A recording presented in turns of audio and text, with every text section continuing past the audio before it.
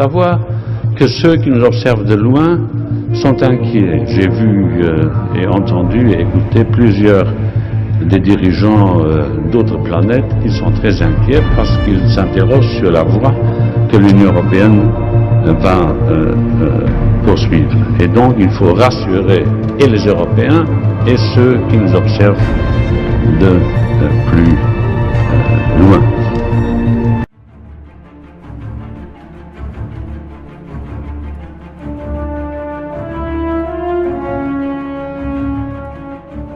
Bonjour et bienvenue sur la chaîne Contact.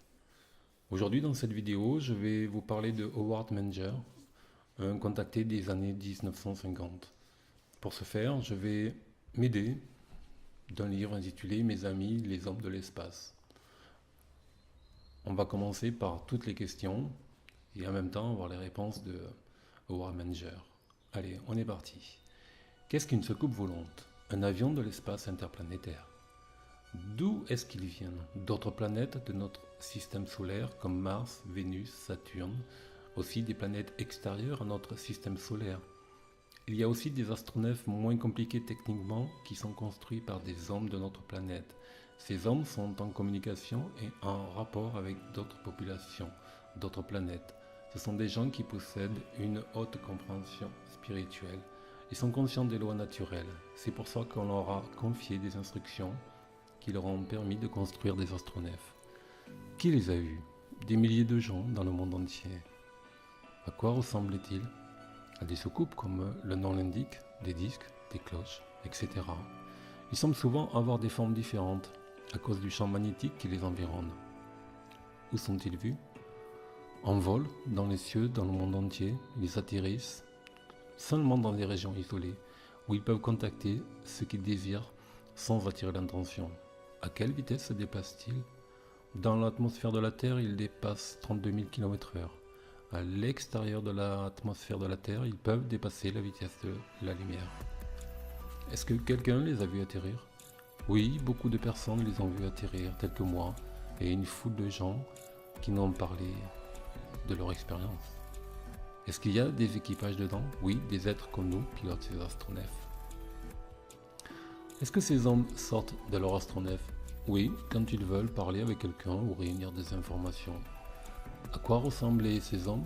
Ils sont humains, ils nous ressemblent, sauf par leurs vêtements. Ils ont des corps solides. Combien de gens y a-t-il à bord d'une soucoupe volante? Je n'en ai jamais vu plus de 6 dans un même astronef. Cependant, ils peuvent voyager dans des unités de 3, 6, 9 ou 4, 8, 12. Cela dépend de leur origine planétaire ou du contrepoids nécessaire pour l'équilibre de la polarisation interne de l'astronef. Est-ce que ces hommes disent quelque chose ou communiquent d'une façon ou d'une autre? Ils communiquent télépathiquement et oralement avec ceux qui peuvent contacter. Qu'est-ce qu'ils disent? Ils disent qu'ils viennent inspirés par leur amour et leur compassion pour nous, leurs frères, pour nous aider à nous aider nous-mêmes à atteindre une plus haute compréhension de la vie et de son sens. Quelle langue parlent-ils? Ils ont leur propre langue, qui est inintelligible à cause de la fréquence supérieure des harmoniques, différente de son échelle tonale. Cependant, ils peuvent parler n'importe quelle langue de notre planète, avec une courte période d'études aidée par des instruments électroniques. Est-ce qu'ils disent de quelle planète ils viennent? Oui, généralement. Ce sont eux qui m'ont contacté. Ils viennent de Mars, de Saturne, de Vénus et vraisemblablement de Jupiter. Est-ce qu'ils semblent avoir des dispositions pacifiques vis-à-vis de nous? Ils disent qu'aucun homme ne devrait être autorisé à quitter sa planète dans l'intention de conquérir ou de contrôler un autre monde.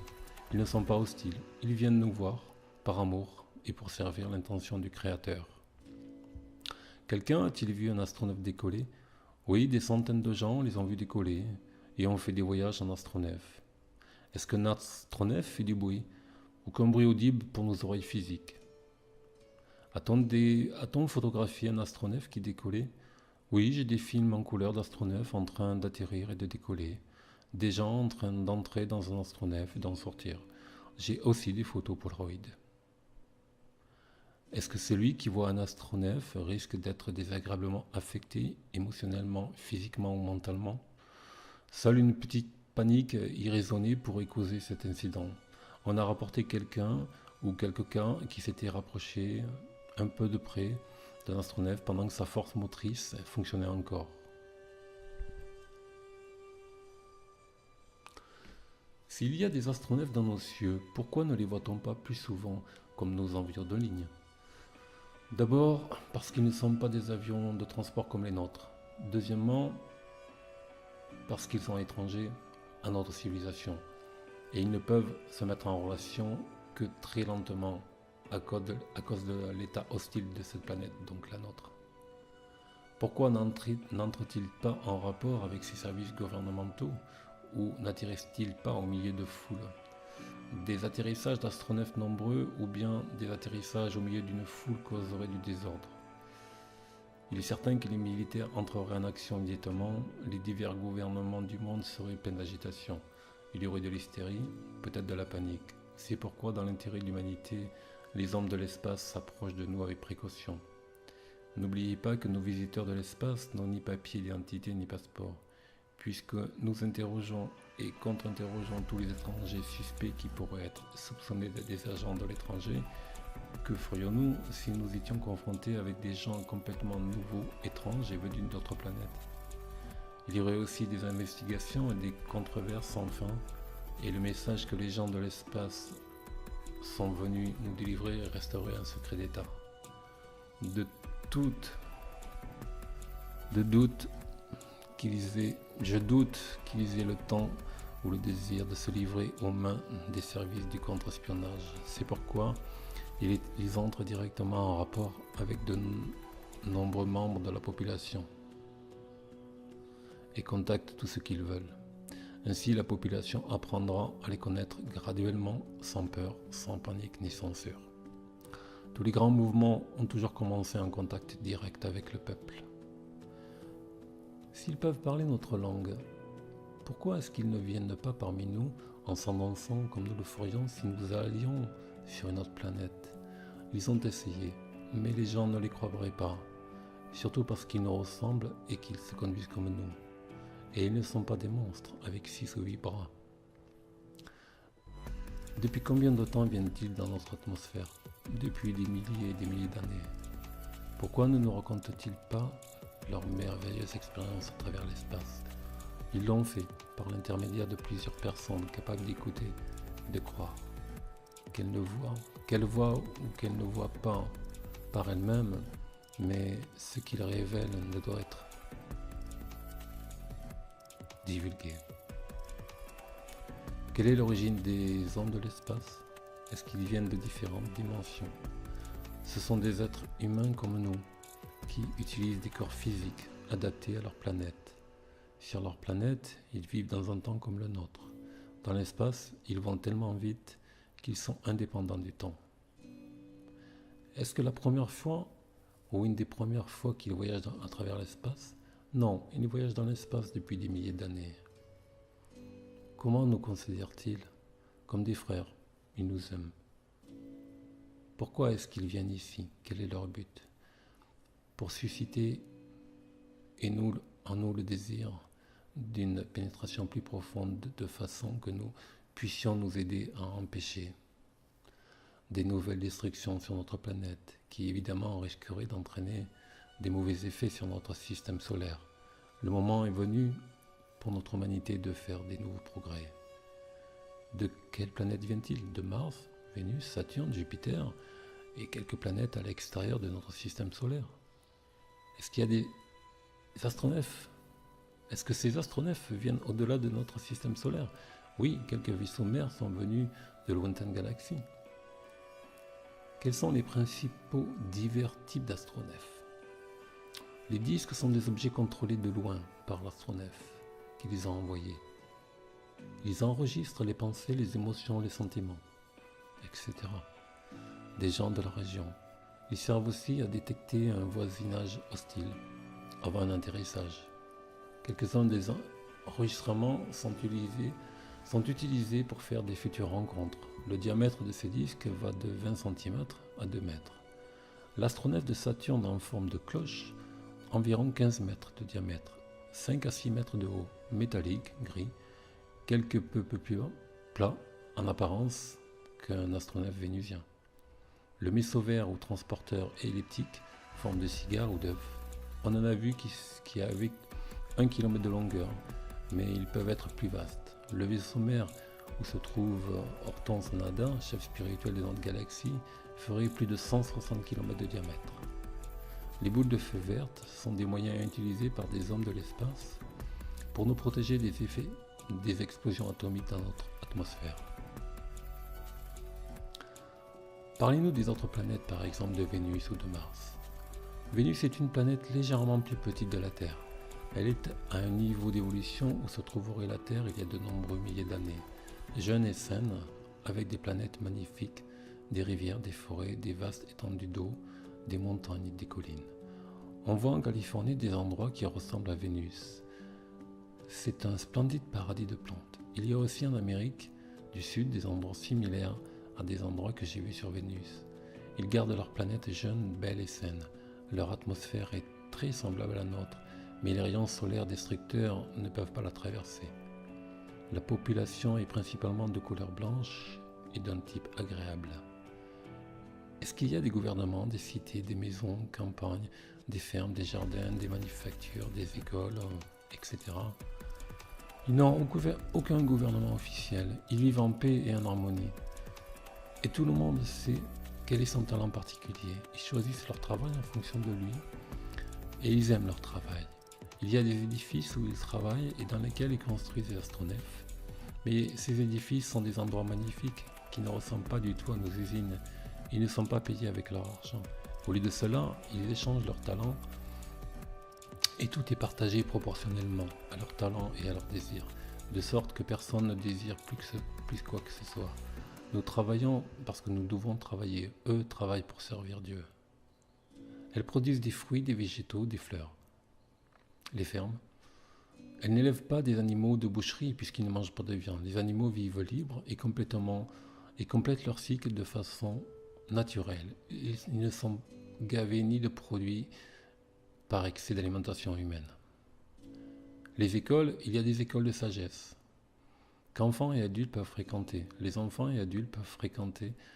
Les enfants naissent presque élevés puisqu'ils renaissent en se rappelant ce qu'ils savaient dans leur vie précédente.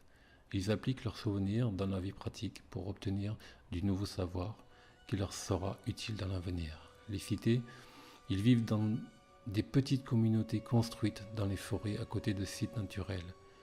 Ils ne rasent pas les pays de tous les arbres et de tous les arbustes pour construire des maisons. Leurs agglomérations ne contiennent pas plus de quelques milliers d'habitants. Ils sont décentralisés. Si des gens bien connus ont été contactés, pourquoi est-ce qu'ils ne recontactent pas? Les officiels du gouvernement en particulier refusent de raconter leurs contacts parce qu'ils redoutent des retentissements sur notre économie. Le savoir qu'ils ont acquis leur a fait connaître un genre de vie complètement différent. C'est vivre sous la loi de Dieu plus que celle de l'homme. La plupart des sources d'énergie mécanique deviendraient périmées. Est-ce que tous les pays ont été contactés? Des gens dans tous les pays ont été contactés, oui. Pourquoi ne contactent-ils que des personnes sélectionnées? Certains êtres humains naissent en sachant la vérité. D'autres sont des âmes qui viennent d'autres planètes, auquel cas, car est-ce que tous les pays ont été contactés? Des gens dans tous les pays ont été contactés. Pourquoi ne contactent-ils que des personnes sélectionnées? Certains êtres humains naissent en sachant la vérité.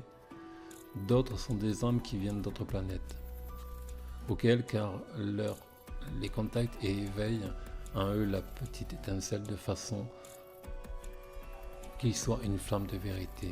Ceux-là doivent avoir leur courage et leur propre conviction et la force d'encaisser, car ils risquent d'être ridiculisés et attaqués.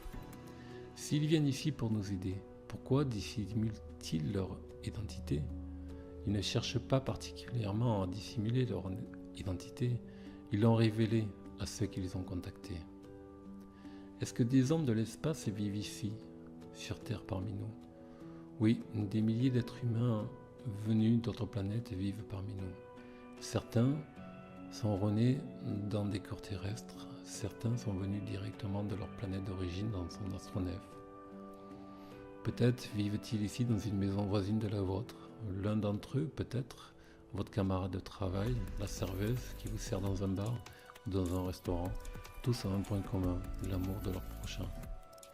Pourquoi est-ce qu'ils nous disent pas comment construire un astronef? Parce que ça saurait vous donner à un enfant une allumette, une automobile ou un fusil. Les hommes n'arrivent déjà pas à vivre parfaitement ensemble. Comment pourraient-ils s'entendre avec des populations d'autres planètes? Nous voudrions nous servir de ce moyen de conquête. Sur d'autres planètes, il n'y a pas de guerre, et ils n'aimeraient pas que ça change. Si, comme quelques rapports l'indiquent, quelques-uns de nos pilotes de ligne voient des soucoupes volantes, et puisqu'on nous dit qu'ils ont des hallucinations, ou que ce sont des ballons météorologiques, pourquoi est-ce qu'ils ne sont pas congédiés, puisque la sécurité des vols dépend des pilotes? Parce que les autorités savent que les visions des pilotes ne sont pas des hallucinations. Elles savent que les pilotes disent la vérité, et les soucoupes volantes sont vues par des pilotes trop nombreux pour qu'on les oblige à se taire. Quelle est la durée de vie moyenne sur d'autres planètes? À peu près 800 ans. Est-ce que les hommes de l'espace ont apporté des photos ou des films de leur planète? Oui, dans l'avenir, des photos prises sur d'autres planètes seront montrées par nous. Elles montreront des scènes de la planète, des gens, des animaux, etc. Quelle sorte de vêtements portent les hommes de l'espace? Sur Vénus et quelques planètes, les femmes portent des robes flottantes en forme de tunique de couleur pastel, qui ne descendent pas au-dessous de leurs genoux. Quelques-unes n'ont pas de manches, d'autres ont des manches longues et amples. Leur taille est parfois ceinte d'une ceinture ornée de joyaux. Les femmes ne portent ni bandeau, ni gain, ni sous-vêtements serrés. Les vêtements sont confortables, aérés, flottants et mettent en valeur les contours du corps féminin. Les hommes portent un pantalon, genre pantalon de ski, translucide et doux, pareil du nylon. Les vêtements masculins et féminins s'adaptent à la température du corps de façon à maintenir au chaud ou au frais selon la température extérieure. Hommes et femmes portent des chaussures du genre sandales. Ont-ils des familles, des enfants? Quel est leur système social? Quand deux êtres sont parfaitement unis, ils restent aussi ensemble longtemps que le désir, et leur progrès mutuel continue, parfois pendant de nombreuses vies successives. Ils créent des enfants qui sont aimés par tout le monde. Leurs enfants sont formés très tôt. Leur système social est communautaire. Ils partagent les bienfaits de la vie, mais s'ils le veulent, ils peuvent s'isoler et avoir une vie privée aussi souvent qu'ils le désirent. À quel âge est-ce que les enfants atteignent leur maturité sur d'autres planètes, telles que Vénus? Leur période de formation est de 3 à 5 ans. Un enfant vénusien, dès après sa naissance, équivaut à un enfant de 7 ans sur Terre. Est-ce que les mères allaitaient leurs bébés? Oui, les enfants sont nourris au sein pendant quelques mois, puis avec des aliments naturels tels que des fruits ou des pulpes de végétaux. On ne leur donne pas de lait animal. Est-ce que les enfants vont à l'école? Ils ont des écoles communales ou des centres où on leur parle de leur développement spirituel. Presque tout ce qu'ils doivent apprendre est dedans eux-mêmes. Et ces écoles essaient de leur faire découvrir. Est-ce que les gens travaillent? Il n'y a pas de travail tel que nous le connaissons. Ils ont des mécanismes et des appareils complexes qui font le travail vite et efficacement. Tous les autres travaux sont volontairement et accomplis avec amour. Tous les produits sont partagés. Ils ont des immeubles où des gens vont faire ce qui est nécessaire. Quelle est leur religion? Est-ce qu'ils croient en Dieu? Est-ce qu'ils croient en Jésus? Leur religion, ou plus exactement leur façon de vivre, consiste à servir Dieu et à obtenir plus de savoir pour qu'ils puissent servir Dieu le mieux possible. Jésus est l'un d'eux, arrivé au plus haut degré de développement. Comment sont leurs maisons? Sur Vénus, les maisons sont en forme de dôme et semi-translucides pour que la lumière pénètre. Quelques-unes des immeubles ressemblent à nos propres architectures modernes fonctionnelles. Quel est le climat des autres planètes? Est-ce qu'ils ont des saisons? Les saisons ne sont pas aussi rigoureuses. Par exemple, sur Vénus, comme sur Terre, ils ont des saisons, mais la température est généralement la même durant toute l'année, comme un printemps continuel. Cependant, dans quelques régions, ils subissent des changements de température et des hivers. Pourrions-nous aller sur d'autres planètes, être acceptés par leur population et vivre comme eux? D'une façon générale, non. Nous pourrions, à cause des différences de développement et des vibrations, souffrir d'effondrements nerveux. Quelques personnes de la Terre, pourtant, sont allées physiquement sur d'autres planètes à bord d'un astronef et y sont restés sans désir de retour. D'autres sont rentrés de leur voyage après une période d'initiation ou de séjour pour aider leurs frères de la Terre. Ceux qui reviennent restent généralement silencieux à propos de leur expérience, de peur d'être enfermés dans une institution pour malades mentaux ou d'être ridiculisés. Est-ce qu'un astronef en forme de disque peut retourner sur Vénus avec sa propre source d'énergie, sans transport par rapport à un vaisseau mère pour le retour? Oui, l'astronef a la possibilité de retourner sur Vénus avec sa propre source d'énergie, sans transport par vaisseau mère. Alors, quel est le but du vaisseau mère ou du transporteur?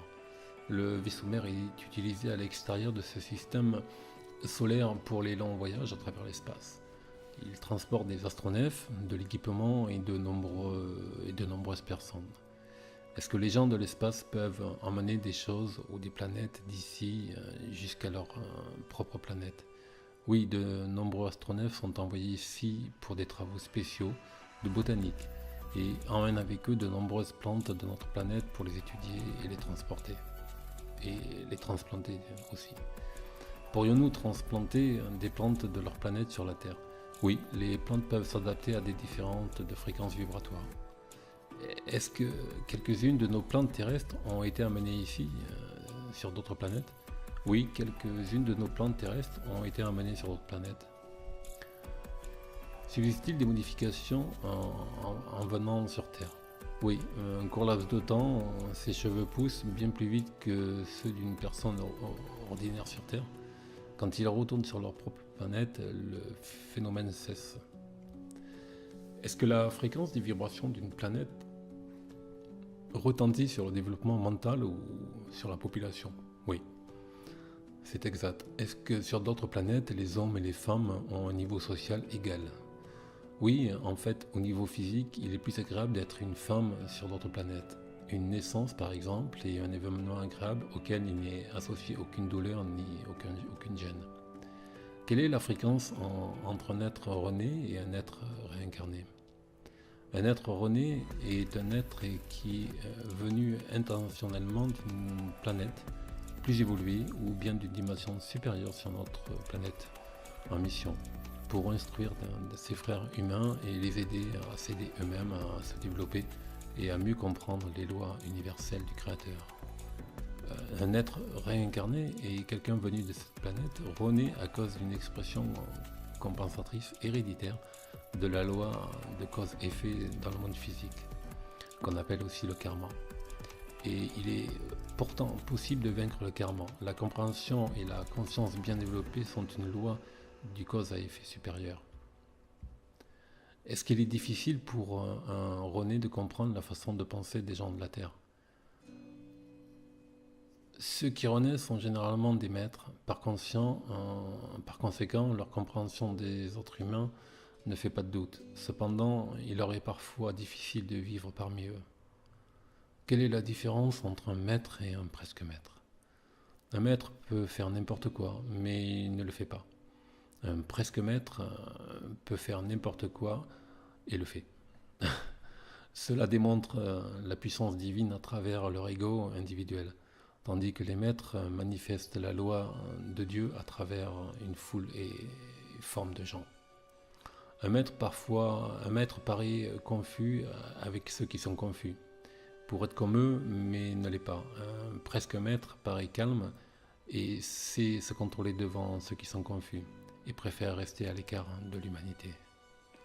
Un maître peut quitter n'importe quel moment, mentalement ou éthériquement, un groupe de gens engagés dans une conversation sans que ceux-ci soient conscients de son absence spirituelle, absence qui n'être que partiellement puisque un maître peut être en plusieurs lieux en même temps. Un presque maître peut s'éloigner mentalement ou physiquement et révéler ainsi à ses compagnons ses facultés supérieures. Un maître dirige directement les lois de Dieu à travers ceux qui vivent avec lui. Quand ils agissent, ils ont l'impression de suivre leurs propres idées. Leurs actions sont enregistrées dans leur subconscient et ils apprennent à travers leur propre processus mental ce que leur maître savait depuis des siècles. Un presque maître dirige autrui en leur communiquant ce qu'il sait des lois de Dieu. Et les êtres humains plongés dans l'illusion physique font qu'ils pensent être le mieux et n'apprennent pas pour autant. Il y a 4 vrais grands maîtres dans le monde moderne. L'un d'eux est aux États-Unis, un autre en Inde, un autre vit en Australie et un en Sud-Américain. Les presque maîtres ne connaissent pas les maîtres, mais les maîtres connaissent les presque maîtres et les renés, qui ne savent pas être des presque maîtres ou des renés. Ordinairement, un presque maître ne se rend pas compte qu'il est presque maître, mais qu'entre sa 3e et sa 4e année. Est-ce que les maîtres sont célibataires? Non, Dieu est marié avec l'univers infini. Tous les maîtres sont mariés. Bien qu'on ait dit le contraire, les maîtres vivent l'union physique encore plus profondément que le reste des hommes. L'union sexuelle est l'une des plus sublimes réalisations de Dieu, en ce qui concerne le sens du tact.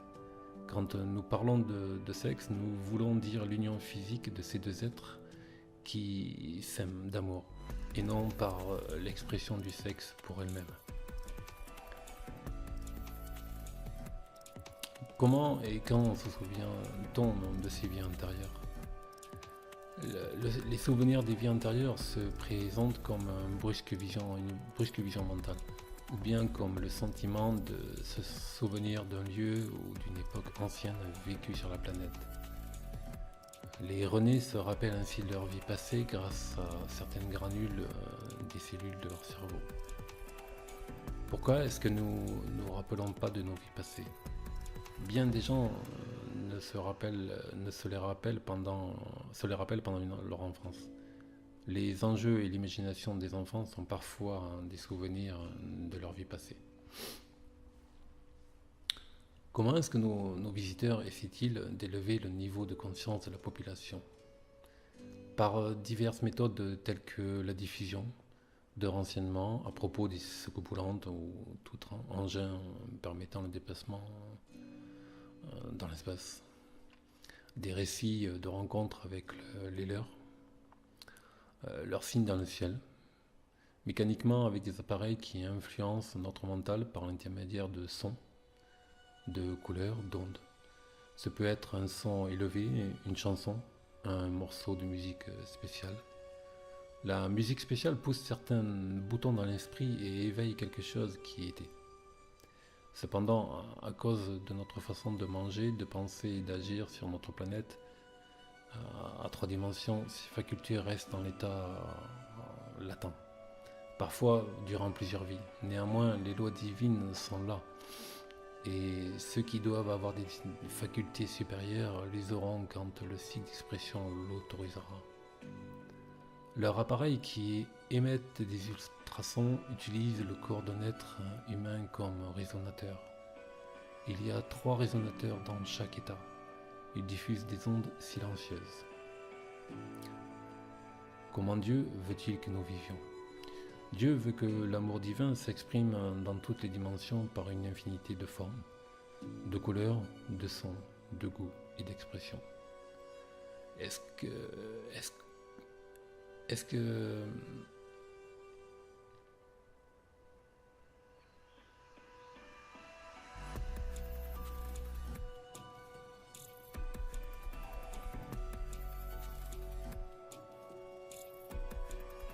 aurons-nous un jour la possibilité d'échange entre des gens, d'idées et de cultures entre les planètes de notre système solaire, de sorte qu'une fraternité humaine s'établira dans tout notre système solaire?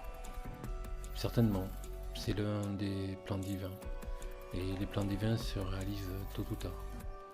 La population de notre planète pourra s'intégrer à la fraternité interplanétaire quand elle sera moins inamicale et que ses membres feront preuve de plus de tolérance, d'amour et de bonne volonté les uns vis-à-vis des autres. J'espère que ce petit récit vidéo vous a plu. Si c'est le cas, n'oubliez pas de vous abonner à la chaîne si ce n'est pas encore fait, de liker, de partager cette vidéo. Voilà, et je vous remercie et je vous dis à bientôt sur votre chaîne Contact.